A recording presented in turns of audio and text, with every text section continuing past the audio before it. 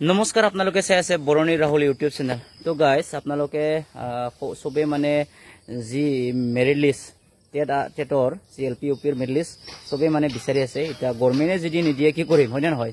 তো যিখিনি হওক আপোনালোকে নিশ্চয় জানে, আজি প্ৰমোদ বড়ো ছাৰে আজি গহপুৰ মানে ভ্ৰমণ আছিল।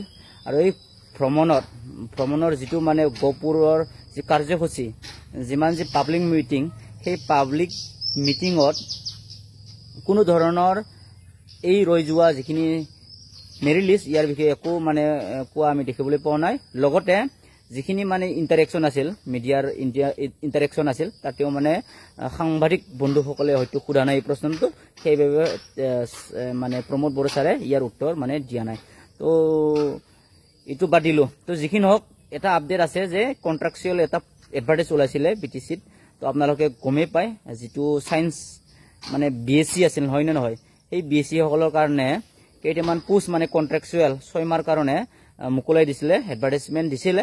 তো ইয়াৰে যিটো মেৰিট লিষ্ট এইটো মানে অলৰেডি পাব্লিছ হৈ গ'ল। আপোনালোকে চেক কৰিব পাৰিব এই BTCৰ যি এডুকেশ্যন ৱেবছাইট, তাতে গৈ পেলাই আপোনালোকে চাব পাৰিব। মানে আজি এই বেছি পৰ হোৱা নাই, মানে যি মেৰিট লিষ্ট ইয়াৰ মেৰিট লিষ্টখিনি দি দিলে।